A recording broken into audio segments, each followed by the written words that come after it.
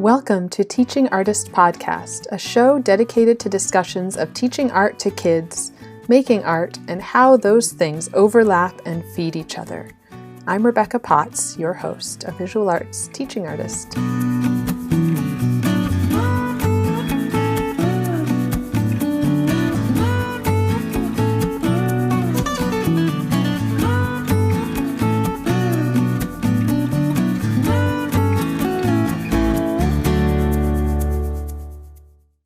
Hi, thank you so much for listening. I really appreciate you including my voice and the stories and encouragement of the artists I speak to as a part of your day.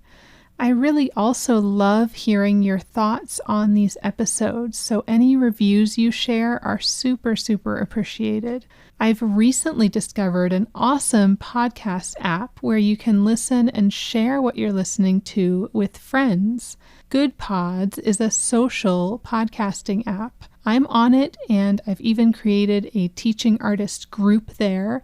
When I figure out how to do it, I will share the link and letting you know so that you can join and share all your favorite shows and episodes and any thoughts about them.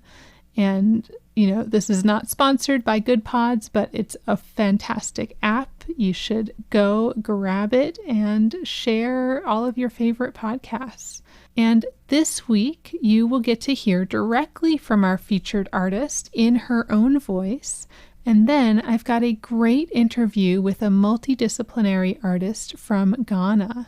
Each week, I'm sharing a featured artist as well as a guest interview. I'll share a bit about the featured artist here, as well as sharing images of their work on Instagram and on the website. This week's featured artist is Carly Bolin, and I'm excited to let her tell you a bit about herself in her own words. Hi, I'm Carly Bolin, and I'm a fine artist and art teacher living in Dayton, Ohio. Growing up, I enjoyed taking on various creative projects from sewing to drawing with sidewalk chalk. I didn't become interested in pursuing art as a career until high school, where I discovered my passion for painting. From there, I attended Bowling Green State University to major in art education and fine art. I felt the need for more studio time and went on to continue my education at Southern Illinois University Carbondale to achieve my master's in fine art. Since graduating in 2013, I have continued to push my studio practice and give myself room for experimentation as well as developing more thorough and refined finished art pieces. The element of control is a concept that encompasses much of my work, as I constantly endure the effects that control, or lack thereof, has on my life each day.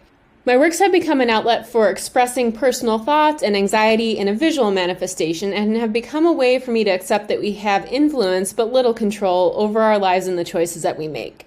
The fact that our lives are always changing is both the best and the worst part about living, and is something that I'm learning to cope with and work through by way of my creative practice. Even though this realization may feel heavy, I also feel that perspective is a big part of how we choose to evolve as people. Many of my art pieces contain vibrant colors that suggest positivity and optimism. I feel that my outlook on life is generally positive and that there's a lot to look forward to. Although I spend time dreading bad things that could happen, I spend more time looking ahead to things that can go right. Although we cannot control what happens to us, we do have control over one thing, which is our reaction. Thanks for giving me space to share a bit about my artistic journey. I look forward to both learning about other artists and being a continued part of this growing podcast community. So make sure you check out Carly's work on our website at teachingartistpodcast.com, on our Instagram at teachingartistpodcast. And if you would like to submit your own work to be featured, you can do that on our website at teachingartistpodcast.com/opportunities.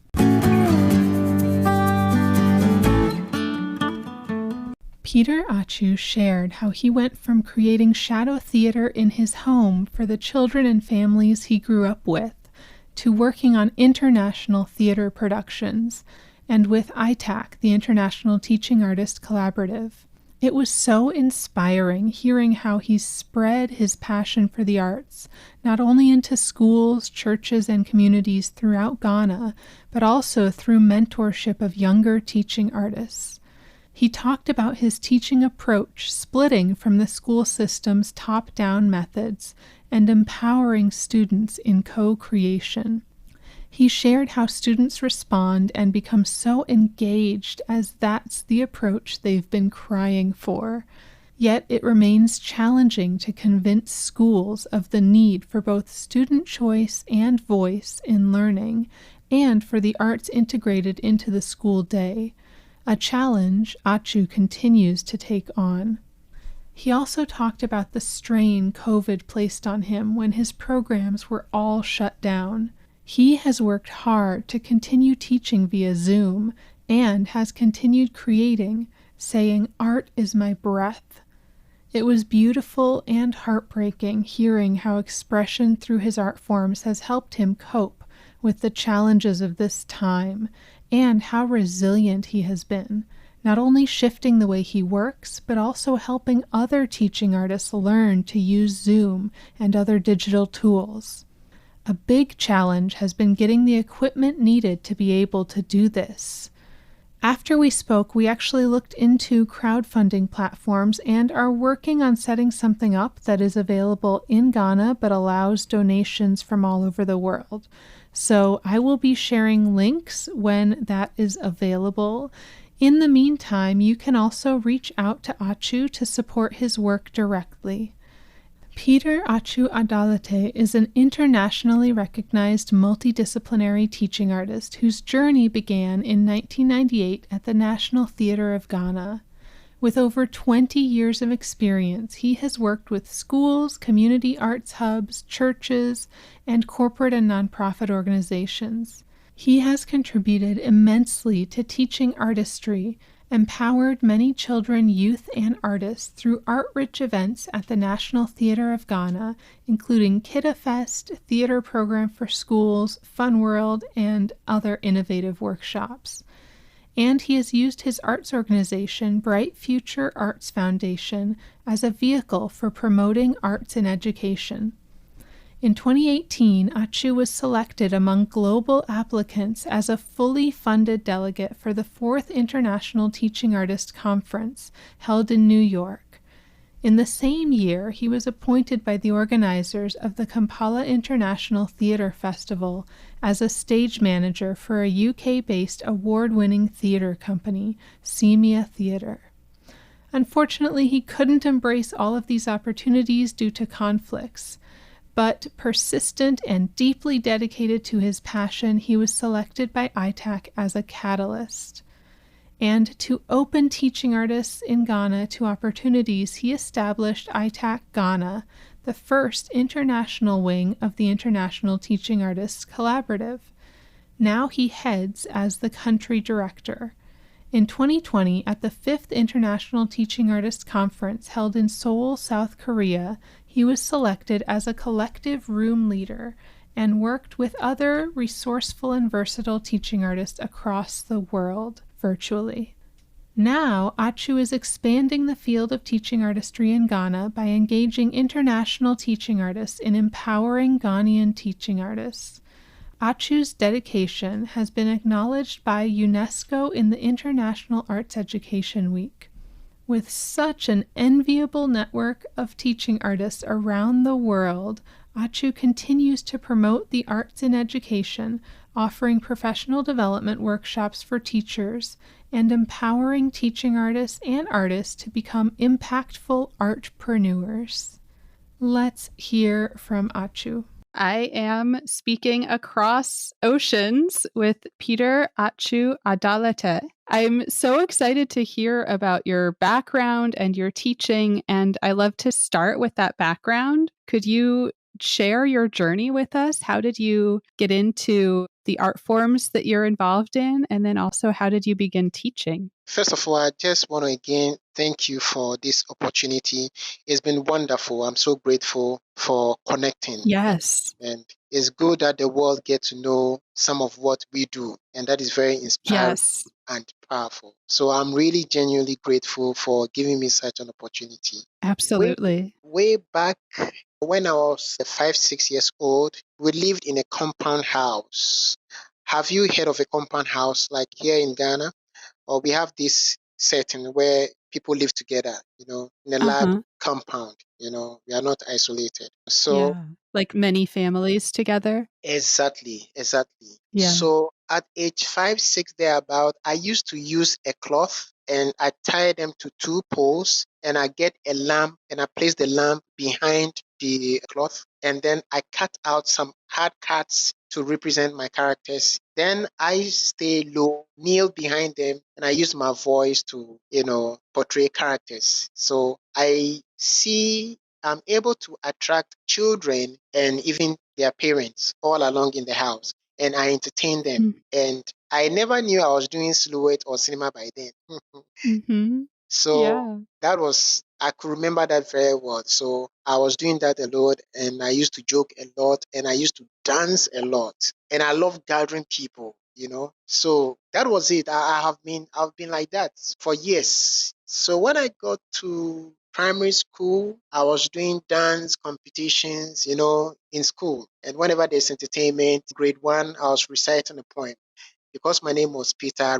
My first poem was Peter Piper. So when I recited that poem, it changed a whole lot of me because the applause that I embraced really empowered me to keep doing what I love doing. It has been on since then. I got to junior high school, got to senior high school. There in senior high school, most of my time, I can say 98% was dedicated to the arts. I was dancing, I was doing drama, I was Mm. writing, I was doing comedy, I was doing everything arts.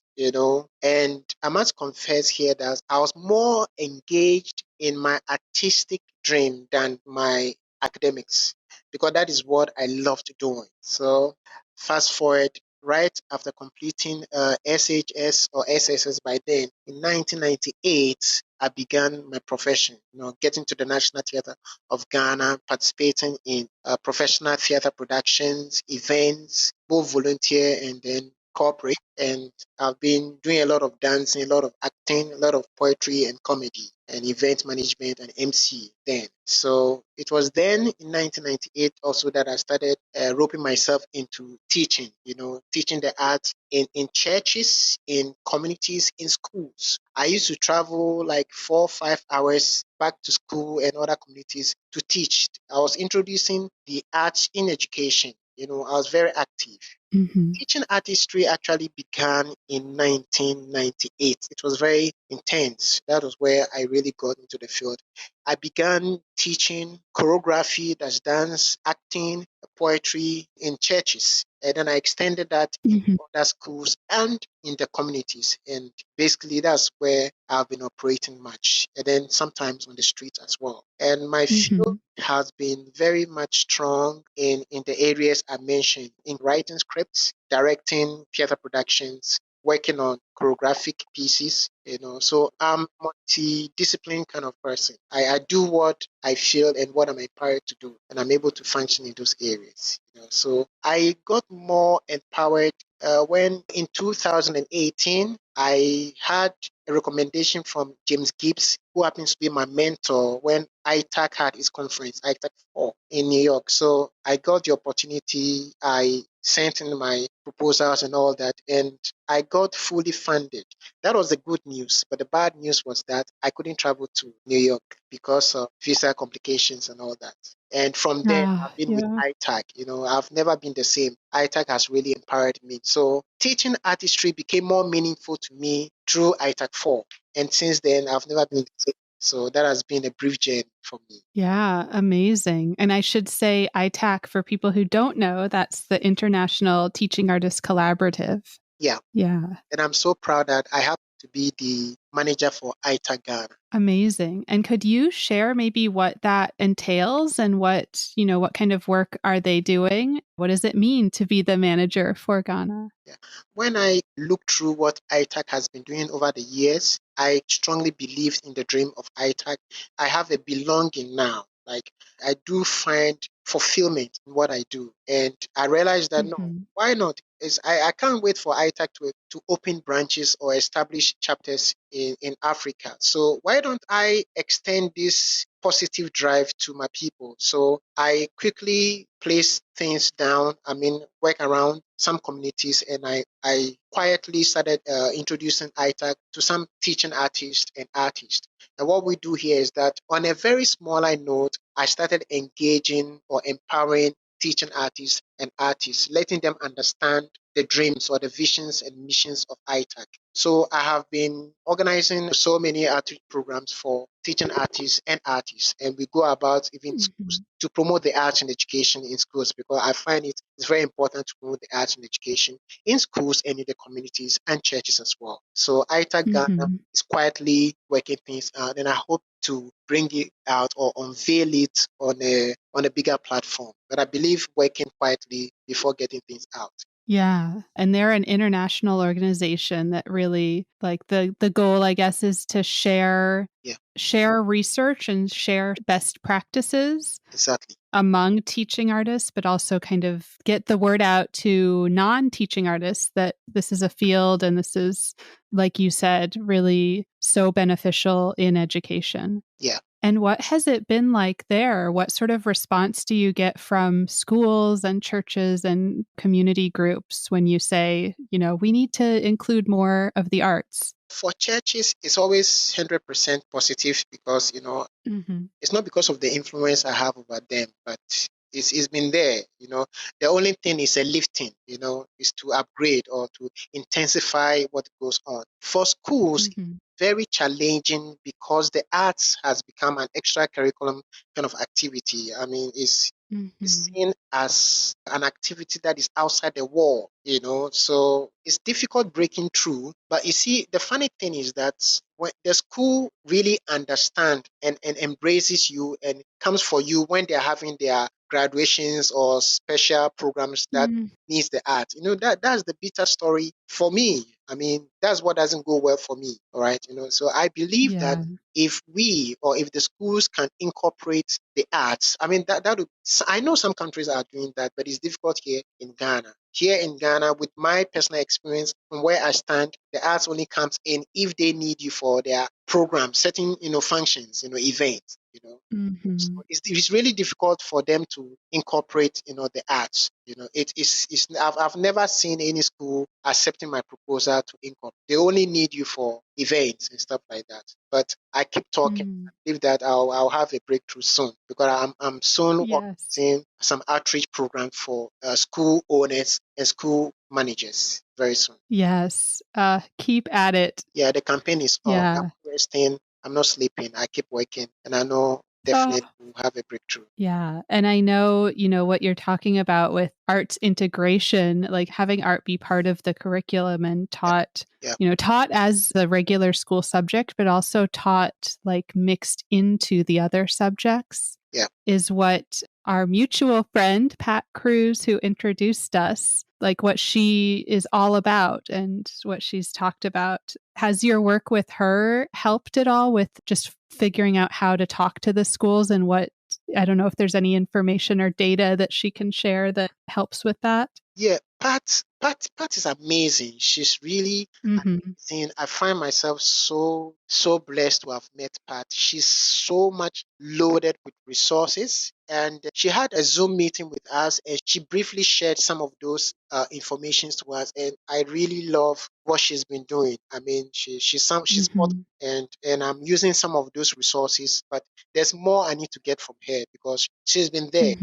She's one person who can help and keep helping with such missions. Yes. Yeah. She is. Yeah, absolutely. And then when you are working with students, what does that look like? I know maybe it varies a lot because you work in many different art forms and across writing, dance, theater, even sort of the behind the scenes parts of theater production and directing. I guess I'm wondering, what does it look like when you're working with students? Are students really coming up with their own stories and their own ways of telling them? Or is it more of a collective, creative process? Yeah. Or is it more, that you bring it in and they kind of put it all together?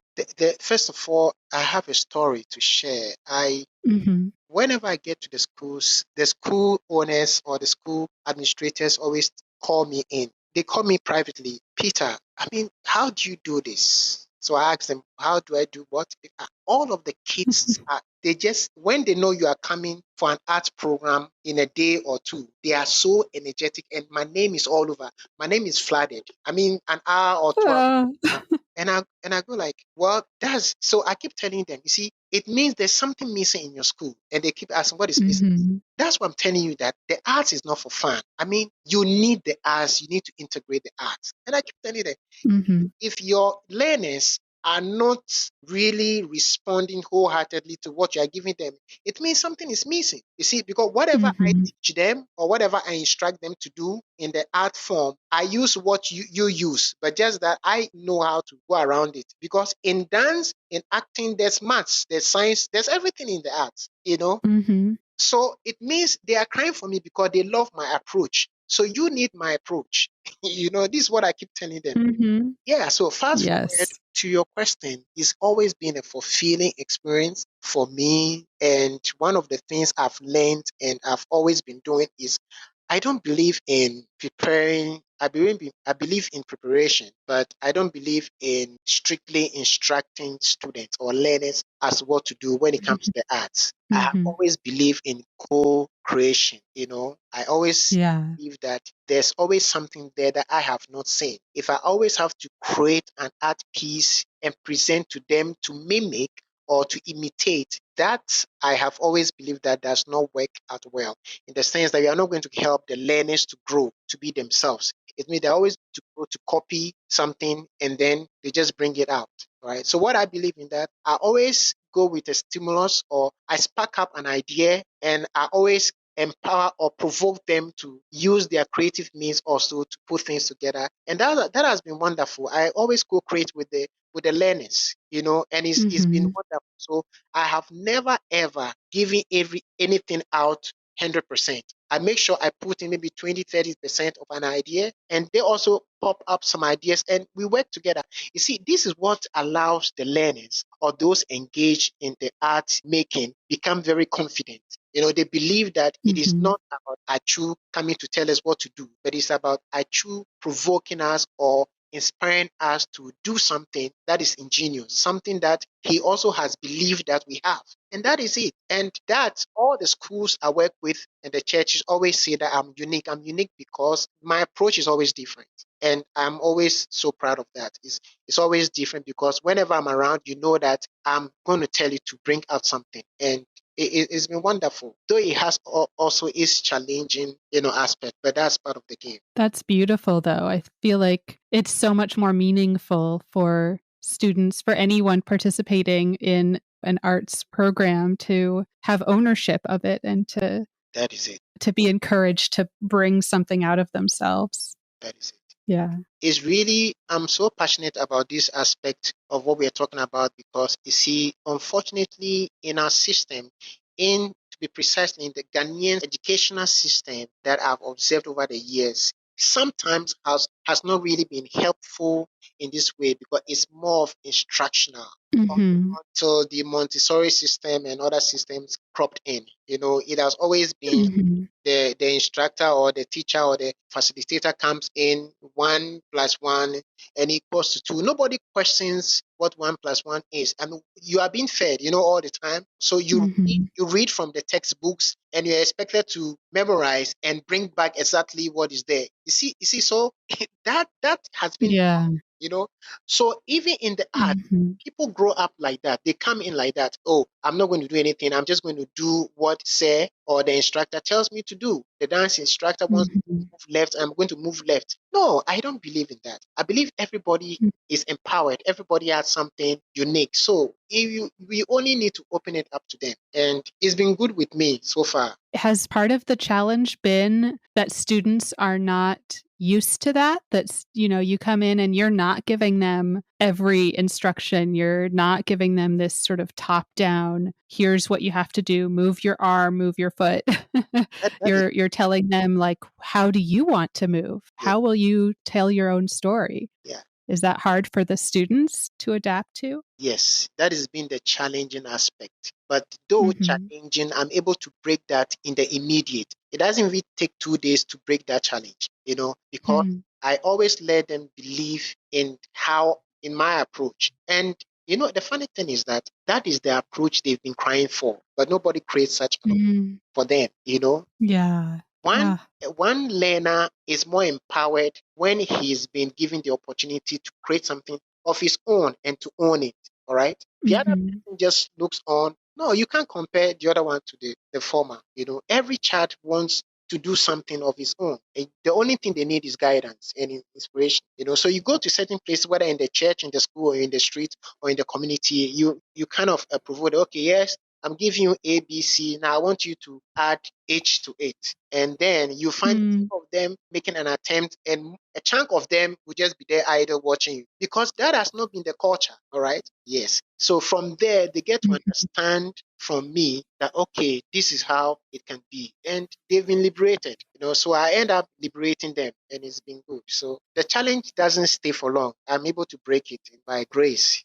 So Mm-hmm. it's been like that everywhere. And then I wonder if there's any little like trickle of that into their other classes, if then they're longing for a little bit more freedom everywhere. That is it. Freedom is, Mm. for me, the art means freedom Mm-hmm. because you are not placed in a box or in a dungeon. You are free to explore. The amazing thing is that I have been mentoring most students from the schools of the performing arts, in the tertiary level. And some of them come to me privately. They go like, we need you in our schools to be our lecturer. I say, why? Because your approach is different. What most of them have is, you are tightened in the box. You are told what to do and what not to do. Mm. But I end up letting them know, go and figure out, dare unknown grounds. Dare. You need to dare unknown grounds. You need to break the rules. It is important you know before you break them. And that's what they do. So I keep having many people coming to me, trying to learn from me just because of that approach. And I find, like you rightly said, we need to incorporate that into so many other aspects of our lives, in business and any other thing. People should be given the freedom to explore. Mm-hmm. For me, that's the only way you can be Yeah. empowered. And that's the best way to learn and then translates to life. You don't have someone telling you every move to make when you're out of school. Exactly. And how has the pandemic shifted things for you? What has that been like? Rebecca, Oh. it's an emotional. Mm. COVID has, I know it's general. Nobody is happy about COVID. Mm. From where I stand, it really affected me greatly Mm-hmm. because about 98% of what I do is in the arts. Everything arts. And when COVID came to shut down my project, my proposals, and took a whole lot of things out of me, I wasn't idle. I kept making art, but financially, it was zero. Mm. And that's why I'm always happy about ITAC. I'm always being empowered about ITAC, inspired by ITAC. I'll still creating art. And you see, the funny thing is that when COVID hit us in Ghana, I proactively sent proposal to the schools that we can do this online. But none of the schools, Mm-hmm. I was not given a yes because it was so strange to all of them. But we had maths being Yeah. online. We had English taught online. We have other subjects taught online, but they were not ready to Mm-hmm. risk with the arts. That has been the problem. But they find the arts being taught on Zoom, and some of them are adapting to it now. So you see, I must say it has been very difficult for me, but I kept moving on because what I do has nothing to do with the conditions. I'm in the arts for life. And whether there's Yeah. money or not, I keep moving because art is my breath. So I breathe it all Mm-hmm. the time. I can be down, but I still create art. Yes. Mm-hmm. So COVID has not been fair to anybody. Personally, it's been horrible. But Mm-hmm. I'm happy in the sense that COVID also taught me or exposed me to other aspects of my life. It really came in to expose how strong I am. Yeah, because despite everything, I was still on my feet. And we can only hope for the Mm. better. Yeah, I can imagine when your work is in churches, in schools, on the street, all of these places where now you can't do it. And like you said, even when they did start other classes online, they were hesitant to do that with the arts. Yeah, And I imagine access, and like maybe not everyone has access to be able to do classes online, yeah. that's just a huge hurdle, a huge challenge. Uh, I thank God I had a wife who has been supportive and a wife who understands mm, what I do. yeah. Oh, yeah. I'm glad that you're still on your feet despite these incredible challenges. Yeah, And are you seeing, is it getting better now? Are you seeing sort of a light at the end? yeah. There's always light at the end. There's always light. Yeah, I know, vaccination is rolling out here, but I don't know exactly what it looks like over there. Is that an option that's coming soon, or is it, are there opportunities to get vaccinated there? Vaccination is ongoing in Ghana. It's gradual. Mhm. Yeah, Yeah. it's gradual. It's a big issue. Yeah. And you can agree with me perfectly that during COVID, the arts played a huge role in Mhm. comforting and empowering the souls of people. So we can never deprive the arts. So for me, COVID, we still need to work and keep our heads up. Mhm. Keep going. Yeah, and through all of this, what have been the best resources? What has been helping you through this? I've done a couple of projects online, like co-creative projects, done a dance project, which I'm still editing. My machine even Mhm. crashed, but I'm still working on that. It gave me the opportunity Uh, it's another story altogether. So I had the opportunity to create a dance piece with some artists and teaching artists all over the world, just selected few. And that has mhm. given me the opportunity to open myself more to the global field. And so it's been Mhm. soon. And now what I'm working on, what I'm relying on now more is with getting some cameras, professional cameras to do more of the virtual. Mm. Yes, that is something that has been a hindrance at the moment. And I'm trying to send some Mhm. proposals out there. I need to get support to put things online, So Mhm. a lot of virtual works needed to be done, and Yeah. you need, technically, you need to be equipped to get these things ongoing. So that has been the challenge. Right. It is not easy getting access to cameras, to put yourself together and all that. Yeah, I know the phone can do that, but you may not always use the phone. Sometimes you need other gadgets to complement.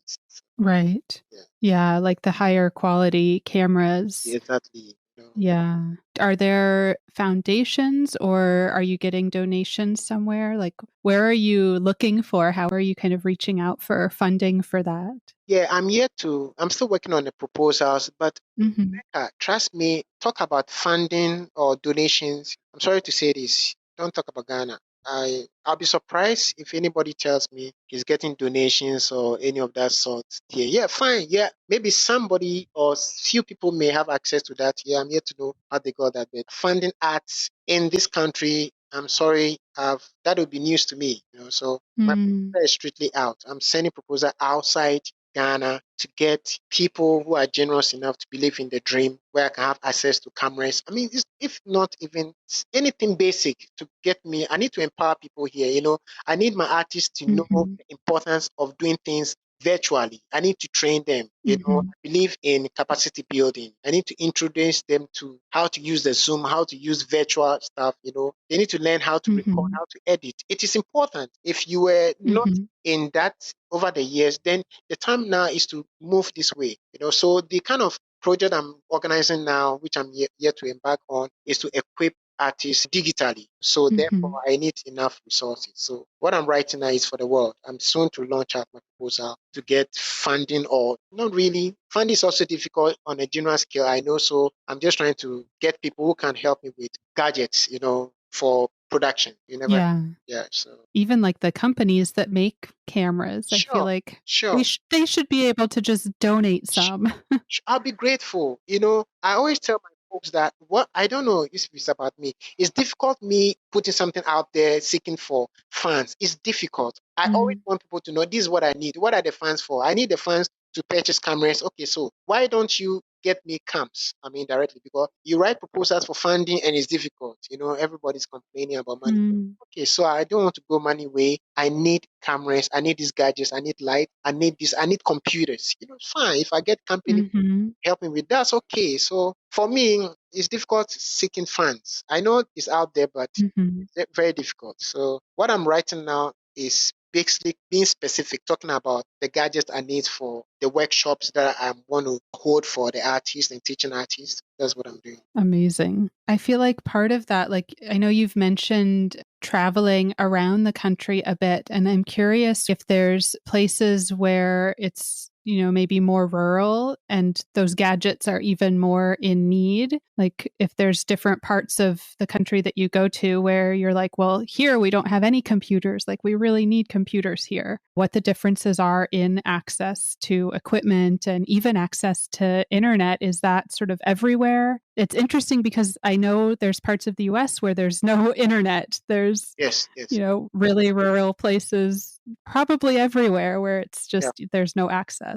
Yeah, that has been the major challenge, having access to Mm-hmm. computers, to not that there are no computers in the country. Of course, there are computers, but we are talking about from a very general, angle. I mean, it's difficult for people to Mm-hmm. have access to, it's quite expensive to have access to good machines or good computers. You need lighting, Right. production, you need lighting, you need computers, you need microphones, you need all that. Then if you really want train people or organize workshops, you don't talk. You need to demonstrate. You need to show them this is Mm-hmm. how it works. They need to feel, they need to touch it, So Mm-hmm. access is a problem. Some areas wouldn't have access to internet. So if you are lucky, you can purchase some gadgets that you can have Wi-Fi, and have your mobile connected to your phone and you have access to it. Mm. That is good. Right. Yeah, sure. So access to internet, I think that wouldn't be too much of a problem because you can surely buy it and then you go with your package. Mm-hmm. So the more has to do with Right. the computers. I mean the gadgets. Yeah. So my Yeah. I need gadgets. Maybe some kind of crowdfunding, Exactly. like a GoFundMe or Kickstarter. I don't know which one would be it would be best. One of those type of I'm so things. ignorant about such funding, platforms. That has been a Yeah. challenge. I don't know much about them. So We'll have to talk more about it. Figure it out. yeah. Hey listeners, I'm jumping in here because I have an ask of you. If you are enjoying the show, I would so appreciate your support. I'm humbled and grateful for all the interest in this show over the past several months and for the messages I've received letting me know that this podcast has resonated with you. It has been so inspiring to hear from you. Thank you. This podcast does take time, effort, and resources to share with you every week. And I plan to keep it going and stay focused on highlighting and inspiring artists who teach, while also continuing to grow this community and dreaming up additional ways to help you. One way to accomplish this is through direct listener support. Your support would really help the show and community grow. So I've set up a link where you can quickly and easily support the show. The whole thing will take less than 60 seconds. It's at anchor.fm/teachingartistpodcast/support. You can contribute $1, $5, or $10 per month. If Teaching Artist Podcast is a part of your week and you love what we're doing, please consider visiting anchor.fm/teachingartistpodcast/support, or just clicking the link in the show notes and supporting us in any way that you can today.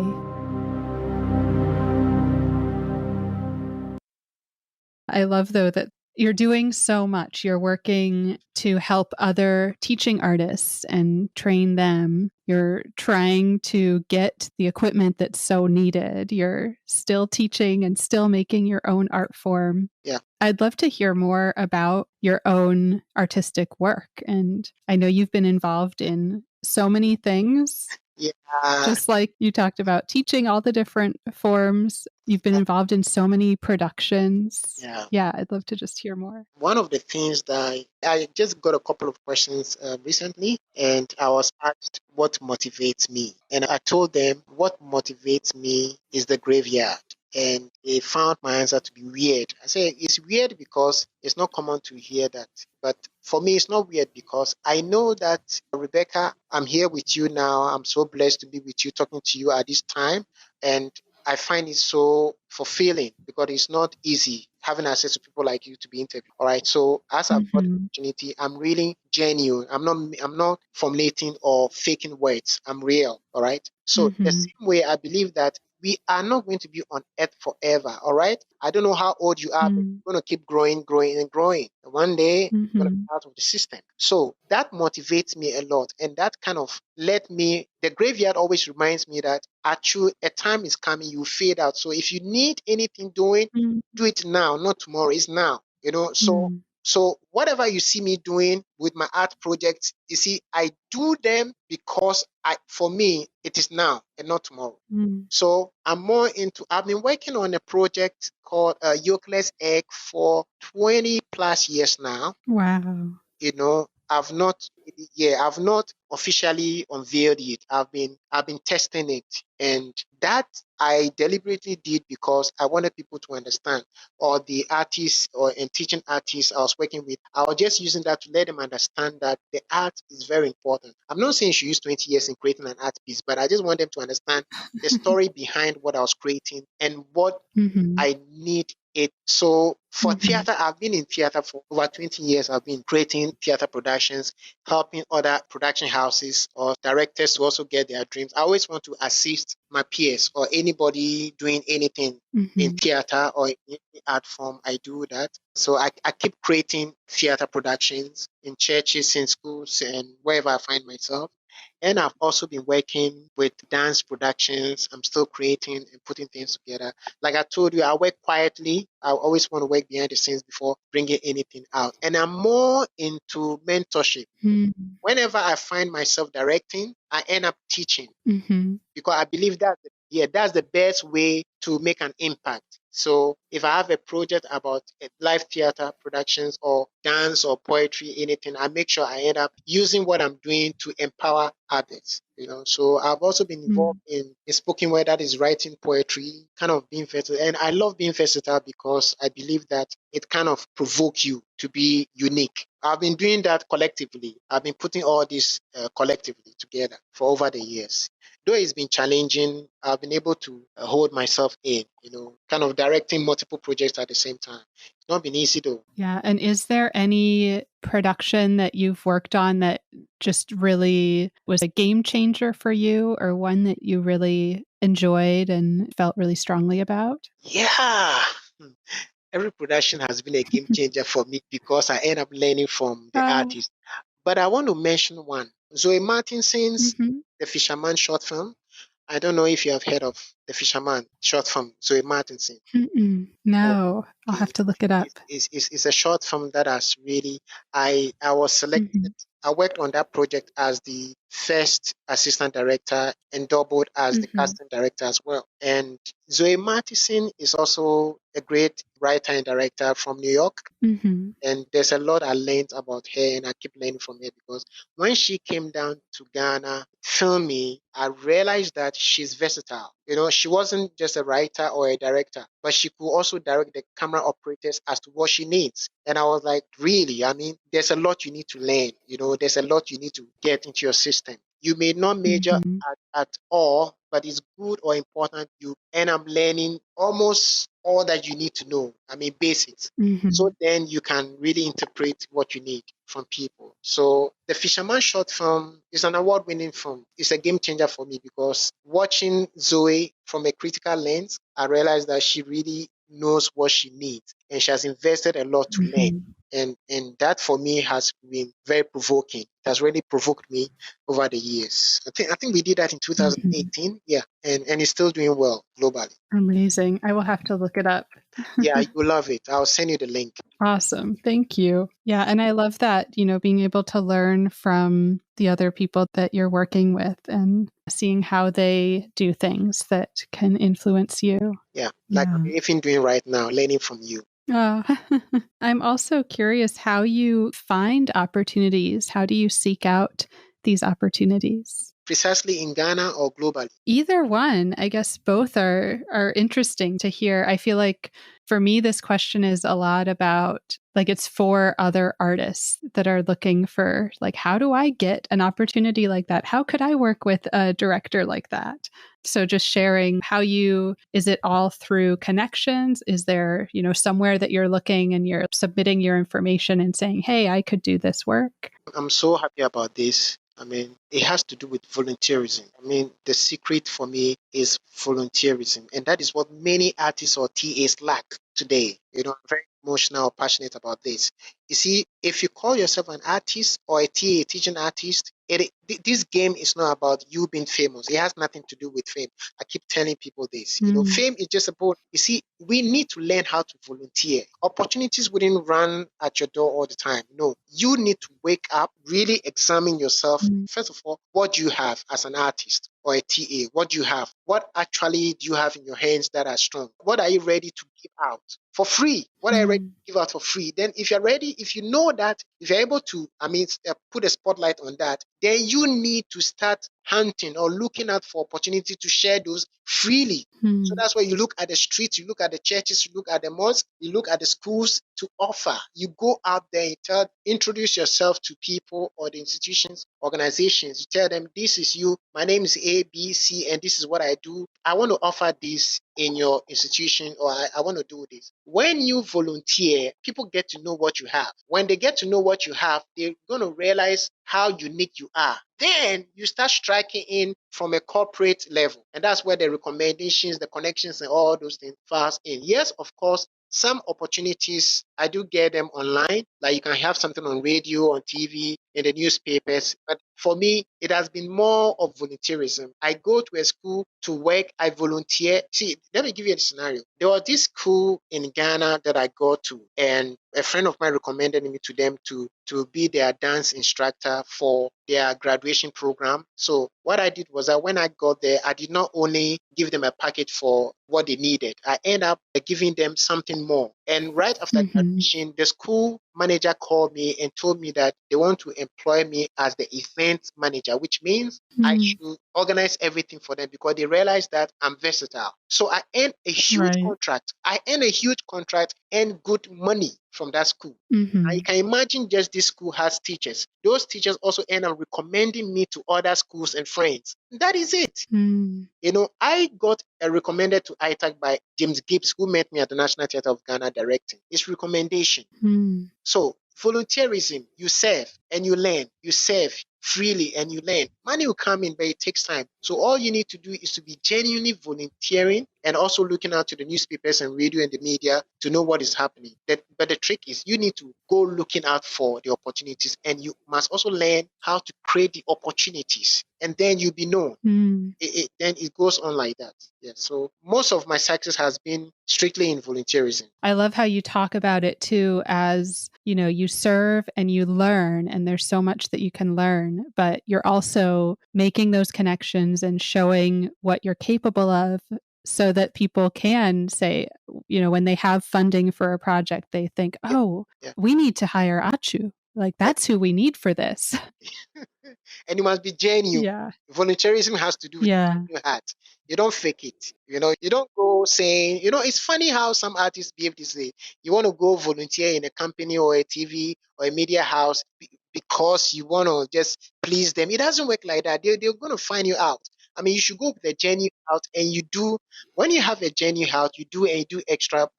One of the things that have been celebrated over the years here in Ghana is every institution I've worked with, they know, oh, Atsu will do more than that. I don't give you what you want me to give you. No, that's not me. I give you more than you want me to give you.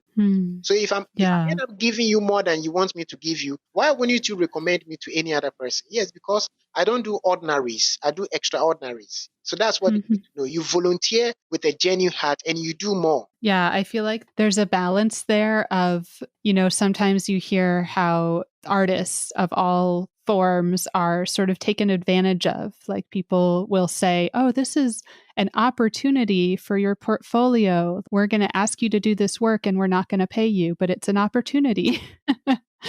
And like finding the balance of where are you sort of genuinely volunteering and bringing your skills to something that you're passionate about and that you care about and that may lead to opportunities down the road. Yeah. And then where are you kind of selling yourself short? Like there's some balance in there. And I think to add to that, it is very important that as a TA or as an artist, it is good you read more or learn more about what you're doing, and also understand what business is to what you are doing. So the entrepreneurship aspect has been a challenge to most artists. You need to know the business aspect of the art. That is also important. You need to school yourself. If not, like you rightly said, you will not be able to find the balance because you can be abused in the name of volunteerism. You may be abused, but when you read more and you learn more, you can have a balance. Yeah, and I feel that so much that, we need to school ourselves, especially on the business side of things. Exactly. And just thinking of your time and how everything fits in for you, what does a week look like? How do you fit in all of the things that you're involved in? Does it vary a lot? Yeah, I'm very principled when it comes to scheduling my time, because I'm engaged in multiple art forms. I know when to have my theater classes. I know when to have my dance workshops. I know when to write. I know when to edit. I know when to put all those things together. So proactively, I kind of like put my activities, I structure them. Of course, there are many cases you're going to have on the spot or impromptu calls or proposals coming in. I'm able to balance that. I'm able to do this because, like I already established, I've been mentoring artists. So if I'm under pressure, all I have to do is to recommend some artists to do the jobs I know I wouldn't be able to do. It's teamwork. I don't do everything alone. I know I can't do everything alone. That's why all over the years, over 20 years, I've been nurturing artists because I know that a time is coming, I need hands to assist because I can't be everywhere at the same time. So when I get these calls to work on productions or to do volunteer projects or to run workshops for artists, I end up going out for those I've already trained or nurtured, and they do those for me. So I'm able to balance. I mean, that has been the secret, and it's been good. Yeah. Yeah, that's great. That's a great sort of benefit to having those relationships that then you have those people that you can call on and pass work on to them. Sure. Yeah. Okay. I have a few just kind of fun questions starting to wrap up. What are you curious about right now? This is a big one. I know, it's so broad. Curiosity. I love breaking rules. I love breaking rules. So what is happening to me right now and over the time is I always ask myself, there's this caption I have all the time. I mean, in my diary, I go like, what if? What if? Whatever I've read in the books, whatever I read on YouTube, whatever I feed, I always want to ask myself, what if? What if we do it the other way? What if it doesn't happen this way? What if this is not really working? So I'm curious about how do I say this? The other ways of approaching things or doing. You see, like COVID. You see how COVID came in. COVID is a perfect example of what I'm talking about. When COVID came in, everybody started finding other ways of doing things, right? Right. So my curiosity has been on all the things that the universe has exposed us to. I always want to ask, is there any other way or any side to this? And I believe it's a yes. So whenever I'm working as an artist or as a teaching artist, I don't want to believe only in what I've been told to do, but I always want to know other ways of approaching stuff. I'm curious about any other thing that we are receiving or we received in the past and we are receiving now presently. What is the other way of approaching things or doing things? And then it strongly goes to say that we can't rely on what we've been taught or what we've read before, but we can rely on the unknown. I do, and I rely on the unknown. I want to meet the students, I want to meet the learners and tap from them. I always get the unknown from them, because when I tell them to take step left, right, I tell them, and what else? And they give me what I don't know. And that's what I believe will help the world grow. We should never be living with and by what we already know, but we should be ready to know the unknown. And that are something that the arts is really championing. That's for me. I'm curious about the unknown. Yeah. And there's so much unknown always, but I feel like especially now.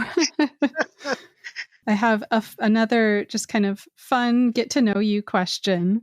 Yeah. What is your favorite food? Oh, see, this is an opportunity to invite you to Ghana. Have you been to Ghana before? I haven't. I would love to go someday. Then you're coming to me. So we have banku with okra stew. Yeah, banku with okra stew and fish. There's this popular fish we call patogui. Patogui is tilapia. See, the name is very powerful. Yep. Yeah. When you watch TV, they tell you don't try this at home. Don't try rehearsing this.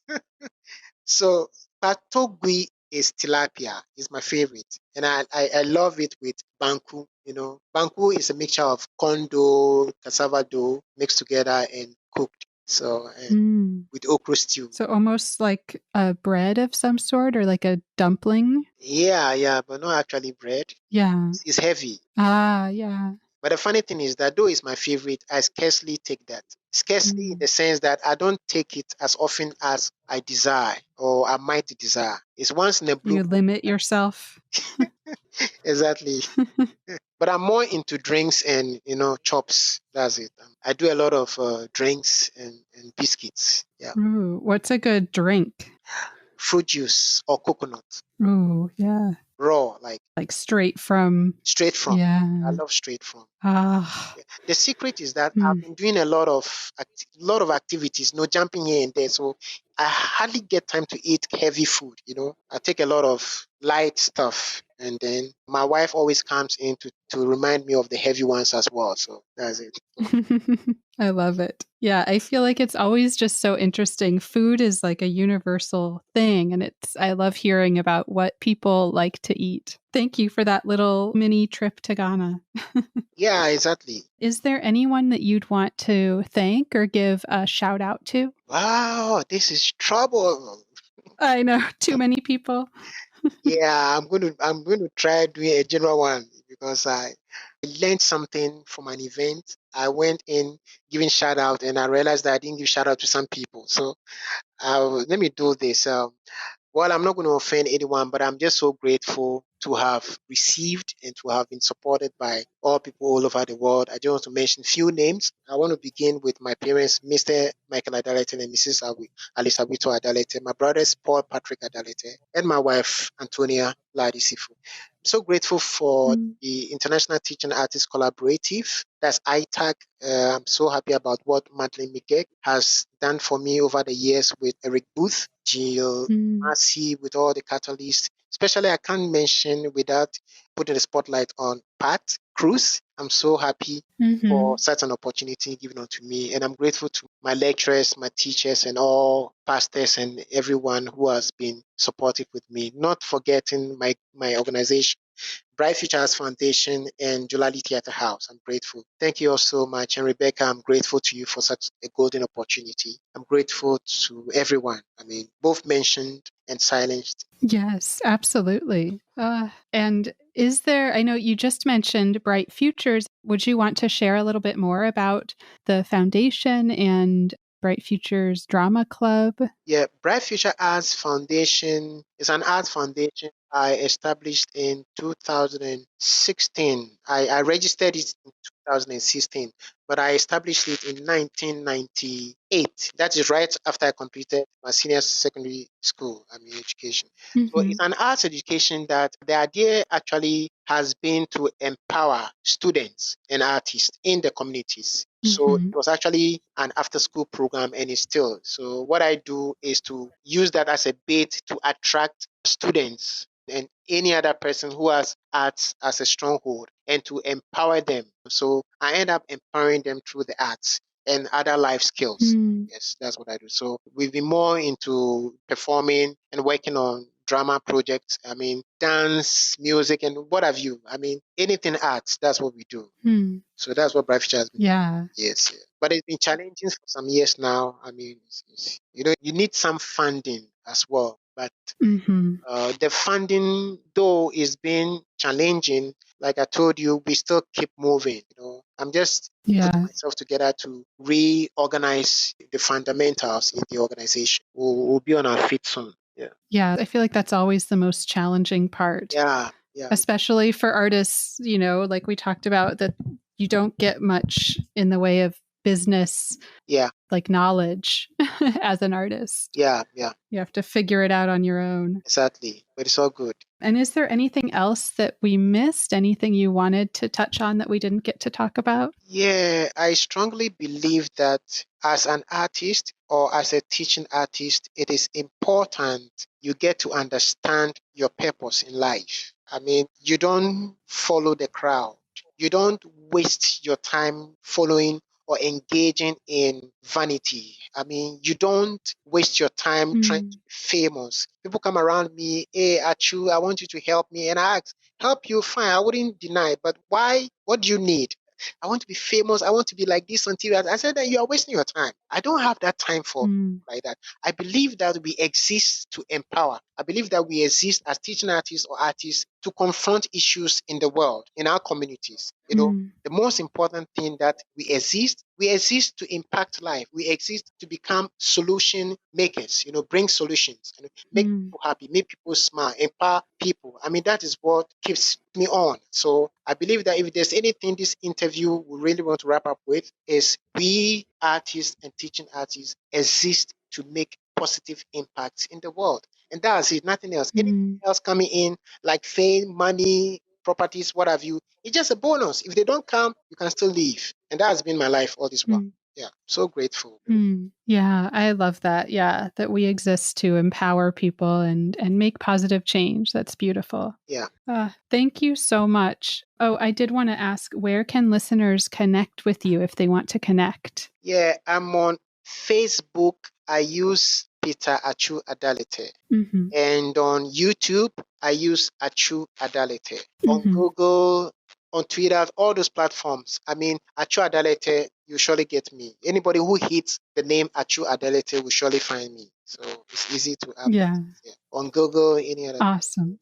But I'm not on all the social media platforms. No, I'm on IG. It's too much. It's too much. I'm just limited myself to.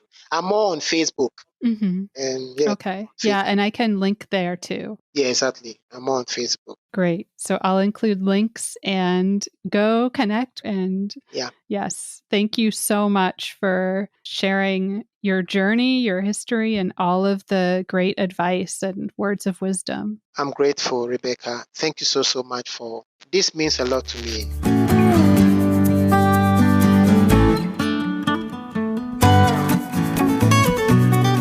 Thank you so much for listening. As always, you can reach me at Teaching Artist Podcast on Instagram or teachingartistpodcast@gmail.com.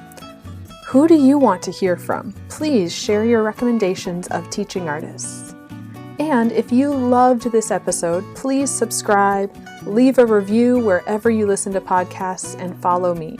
It really makes a big difference. Thank you.